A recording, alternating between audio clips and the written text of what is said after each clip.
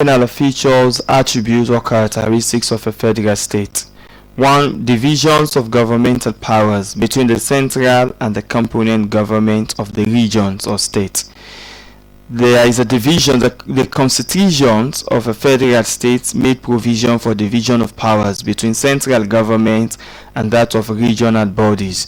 Then the different government derives the powers from the constitutions. Both the central government and also the region or component states derive their powers from the constitution. The constitution is rigid, and also the adoption of a written constitution. You also have supremacy of the constitution. The constitution is supreme, especially for those powers or authority that are reserved for the component regions, especially in the residual list. If they contradict the federal laws, at the end of the day, the federal laws prevail. So the federal laws is almost the national constitution, so therefore it's supreme. Then you also have supremacy of the central government. The central government is supreme, even though these regional bodies or component bodies will be given some authorities, but at the end of the day, the central government remains supreme.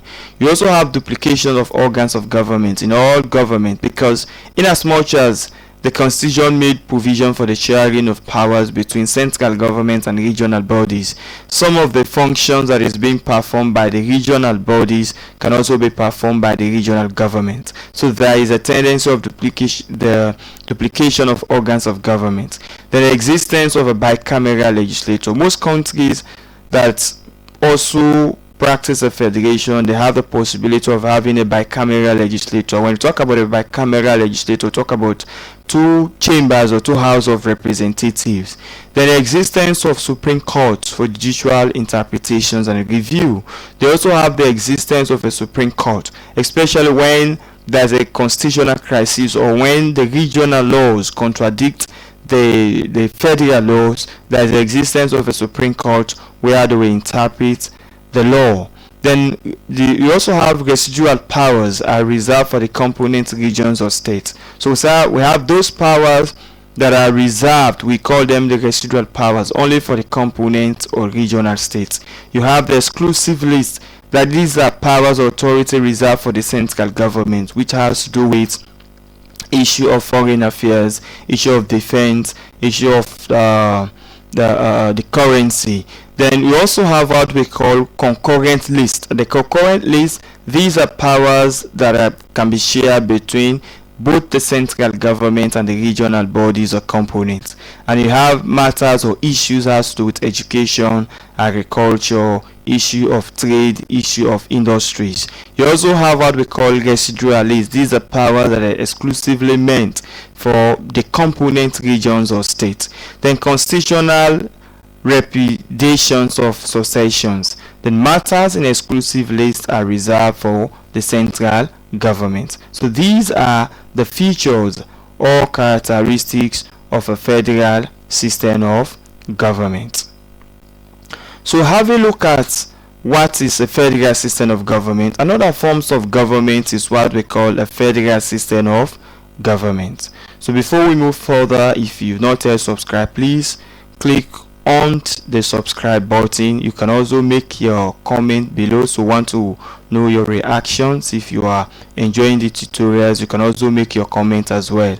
At the same time, you can also click on the like button. So if you have subscribed, it's okay. For those who have not yet, I'm still looking at you. You can click on the subscribe button. Thank you. So let's look at the federal system of government. Confederation may be defined as a loose political arrangement in which autonomous or sovereign states or republics come together to form a union, in which almost the major functions of government are reserved exclusively for the component state with a weak center. Confederation is also defined as a loose federation. The component hold major powers except the common currency, defense, foreign affairs, etc., in which the central national government may hold power.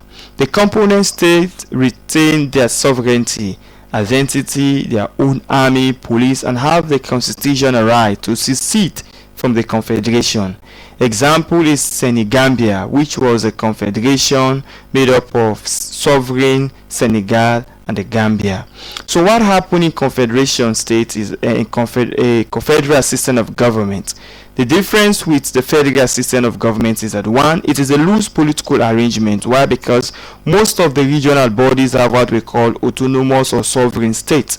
So some of these republics are just like forming a union. They have the right to secede. And when you look here, the government powers are reserved in the exclusive list are only meant for the component state with a weak center.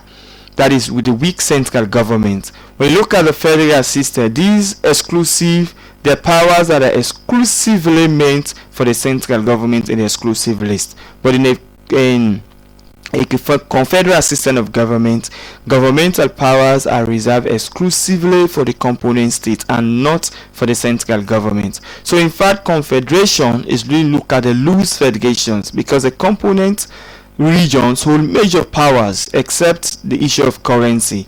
And also, in fact, the component states retain their sovereignty. They are still like a sovereign state. They have their own identity, they own their own army, they have their own police, and they even have the constitutional right to secede, in other words, to break away from the confederation.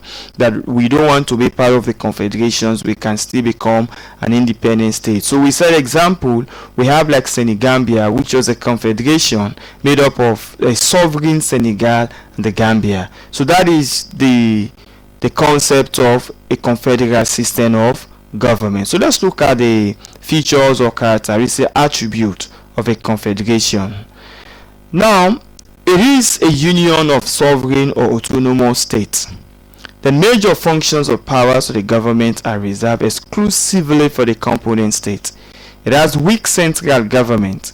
The constitution makes the component state very powerful. Then the component states have legal right to secede. Citizens have to obey only one government, that is their own state government. The component states have their own army and police. It also a loose union. It is generally less politically stable. Confederation has a flexible constitution's right to secede. The component state have a constitutional right to secede. The component state retain their sovereignty and identity. So one is where it is a union of sovereign autonomous states. In other words, these states that are part of the confederations have a sovereign powers. They have the absolute decisions, the absolute supreme powers to make laws within their own state without not subjected even to the central government.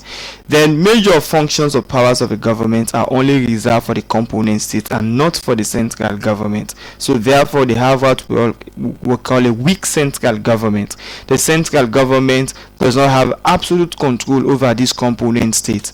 Then the constitution makes the component state very powerful because they have the right to secede, they have the right to make decisions on their own. And when you look at most of these in the exclusive list, these powers are only meant for the component states and not for the central government. Then the component states have their own army and police. In other words, they don't have a unified army or a national army, or let's say they have a central police force as in the case of federation. But what happens in a confederation, each and every component state has its own army, they have their own police force.